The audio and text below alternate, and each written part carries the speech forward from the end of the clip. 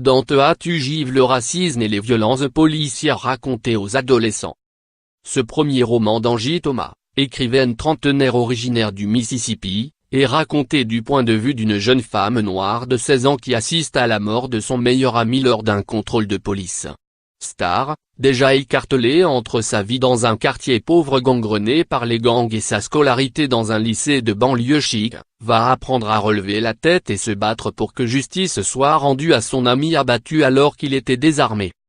Publié voilà un peu plus d'un an aux États-Unis, l'ouvrage a été inspiré par le mouvement Black Lives Matter, qui, à travers l'Amérique, rassemble des militants afro-américains depuis 2013 pour dénoncer les violences policières et le racisme systémique contre les Noirs.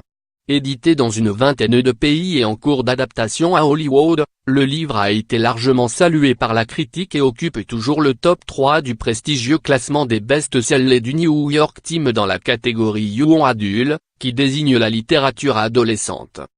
Angie Thomas n'envisageait d'ailleurs pas d'écrire un roman pour les adultes, bien que son texte soit universel. Je pense que les livres pour adultes sont ennuyeux. Je trouve que les adolescents sont plus ouverts d'esprit et je sentais que je pourrais créer plus d'empathie chez eux, explique-t-elle lors d'une conférence à la Bibliothèque du Congrès, à Washington. Mais aussi parce que les adolescents sont directement concernés par les brutalités policières aux États-Unis. Ce sont généralement des jeunes gens, des Noirs désarmés qui perdent la vie. Elle égrène régulièrement lors des conférences les noms et l'âge de certaines victimes. C'est toutefois à l'université qu'Angie Thomas commence à écrire Te as-tu give, sous la forme d'une nouvelle, en réaction à l'affaire Oscar Grant, abattu par la police à Oakland, en Californie. En 2009 je voulais trouver un moyen d'exprimer ma frustration, ma colère et en même temps trouver un moyen de me redonner espoir. Je voulais aussi montrer l'aspect humain de tous ces cas, explique-t-elle à la chaîne YouTube Epic Riad.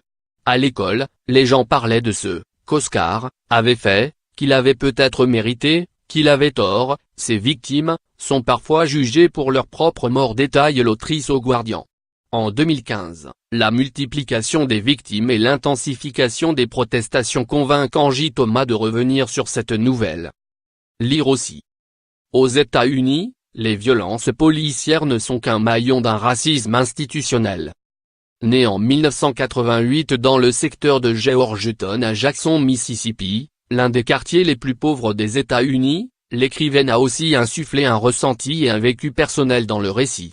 Quand j'avais 6 ans, j'étais au parc, et 2 trafiquants de drogue ont décidé de recréer le Far West en déclenchant une fusillade, a-t-elle raconté lors d'une conférence à Austin, Texas, l'été dernier. J'ai échappé en courant au tir croisé, et, peu après, ma mère m'a emmené à la bibliothèque, parce qu'elle voulait que je voie qu'il y avait plus dans le monde que ce que j'ai vu ce jour-là. Angie Thomas a également tenu à partager beaucoup de passion avec son héroïne Star, faisant ainsi de nombreuses mentions à Harry Potter, au prince de Bel-Air, au groupe de R''N''B féminin T et LC et à sa collection de paires de baskets. Tel un classique pour adolescents, Te as-tu give, parfois abrégé T.H.U.G, est un écrit initiatique. Angie Thomas montre comment Star finit par trouver sa voie et aiguiser son engagement politique. Elle part pour cela de sa constante colère mais aussi du sentiment qu'éprouve l'héroïne à ne pas trouver naturellement sa place dans la société. En faisant la navette entre son quartier pauvre et noir et un monde blanc privilégié à l'école, la jeune fille doit changer constamment de code, de façon de parler pour ne pas se voir coller l'étiquette de la fille du ghetto ou de la femme noire en colère. Je pense que beaucoup d'Afro-Américains peuvent comprendre et ressentir cela, dit-elle. Angie Thomas a été la première étudiante noire à se diplômer en écriture créative à la Jackson Belaven University. Mais c'est avant tout Tupac Shakur, son rappeur préféré, que l'écrivaine cite comme énorme référence. Le titre du livre reprend Tuglyph, nom de son groupe formé en 1993 et célèbre tatouage qui barrait les abdominaux de l'artiste tué dans une fusillade en 1996.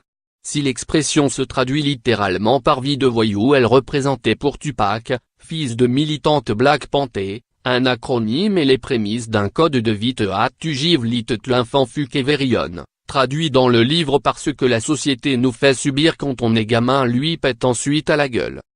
J'ai essayé de faire de Star, Seven et tous les enfants du livre des roses dans le béton, explique Angie Thomas, filant la métaphore du poème de Tupac de Rose Tag from Concrete pour expliquer à ses lecteurs que venir de basse extraction ne doit pas nous empêcher d'être bons et de briller.